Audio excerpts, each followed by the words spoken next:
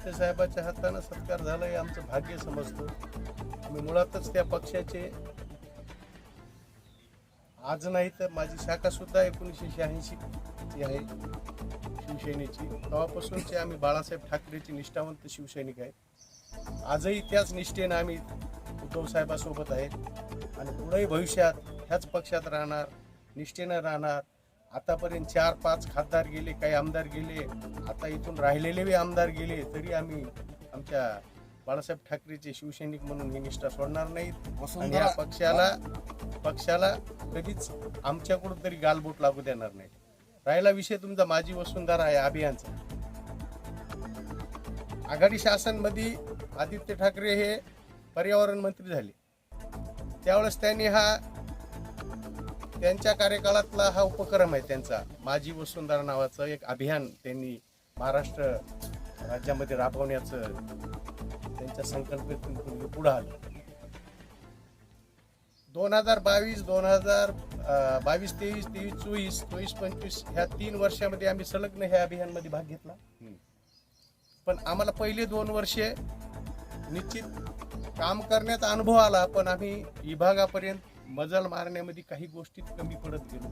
त्याच्या आम्ही या 3ऱ्या वर्षी पूर्ण कुठं आपण कमी पडालो त्याच्यामध्ये सुधारणा केल्या आणि ह्या वर्षी 24-25च्या टप्पा 5 अभियान माझी वसुंधरा याच्यामध्ये आम्हाला मराठवाडा विभागामधून लोकसंख्येचा त्याच्यामध्ये निकष आहे. त्या निकषात 3000 ते 5000 लोकसंख्येची जी गावाची ग्रामपंचायत आहे त्या 3000 ते 5000 लोकसंख्येच्या गावामध्ये ब्राह्मणगावचा हा विभाग स्तरावर भूमी या 5 थीम आहेत. त्याच्यामध्ये भूमी, अग्नी, वायू, जल, आकाश. त्याच्यामध्ये आम्हाला भूमी या थीमवर विभाग स्तरावरचं पहिलं बक्षीस मिळालं. त्या बक्षिसाची रक्कम आहे 50 लाख रुपये. आम्ही संत गाडगे बाबा जिल्ह्यावरचं पारितोषिक मिळवलं, संत गाडगे बाबा विभागावरचं पारितोषिक मिळालं. त्या दोन्ही पारितोषिकामधून जी रक्कम मिळाली बक्षीस स्वरूपात त्याच्यामध्ये आम्ही भव्य ग्रामपंचायत उभारण्यासाठी तो निधी खर्च वापरला. त्याच्यानंतर आम्हाला 23-24 मध्ये संत RR आबा सुंदर माझं गाव याच्यामध्ये आम्हाला जिल्हास्तर आणि तालुका स्तर असे दोन्ही पारितोषिक मिळाले. त्याच्यामध्ये आम्हाला 30 लाख रुपयाचा निधी मिळाला. तो निधी सुद्धा आम्ही दोन्ही वॉटर सप्लाय 15-15 KVचे सोलार आणि ग्रामपंचायतवर 10 KVचे सोलार बसवून तो निधी सुद्धा गावाच्या पूर्णतः कसा उपयोगाला येईल याच्यावर खर्च केला आणि आज त्याच्यामुळं आम्हाला लाईट बिल हे 0 येते. त्याच्यामध्येच आमचा खूप सेविंग झाली असं आम्हाला वाटतं. आणखी कोणते महत्त्वाचे विकासाचे कामं गावात झाले? गावामध्ये जलजीवन अंतर्गत आम्ही पाणी पुरवठा योजना राबवली. ती 2 कोटीचा निधी होता दिला. ती सुद्धा आम्ही अवघ्या 6 महिन्यात पूर्ण करून 3 वर्ष झालं गावाला पाणी. तसेच गावातले सगळे अंडरग्राऊंड नाल्या असतील, फ्लोअर ब्लॉकचे कामं असतील, गावातले रस्ते असतील, आजूबाजूलाही शमशानचा परिसर असेल, तसेच शाळा, अंगणवाडी, दवाखाना. माझी शाळा सुद्धा जिल्ह्यात दुसरी आहे, तालुक्यात पहिली आहे. दवाखाना सुद्धा विभागामध्ये पहिला आहे. अंगणवाड्या सुद्धा सगळ्या 3 स्मार्ट झाल्यात. त्या सुद्धा एवढ्या व्यवस्थित स्मार्ट झाल्यात की त्यांना सुद्धा सगळे पारितोषिक आनंद होतो. कारण की ही माझी वसुंधरा हे राबवण्यामध्ये आम्हाला आमच्या गावाचं सुद्धा चांगलं सहकार्य मिळालं. खरं तर माणूस एकटा काहीच करू शकतो. जो एका माणसानं जर कोणी पुढं झालं तर त्याच्या पाठीमागं गावातले गावकरी लागतच असते. तर गाववाल्याचं चांगल्या पद्धतीनं सहकार्य मिळालं. गाववाल्याला आम्ही सोबत घेऊन किंवा गाववाल्यानं आमच्या सोबत राहून त्या कामाला चांगला प्रतिसाद दिला म्हणून ह्या कामामध्ये आम्ही यशस्वी झालो.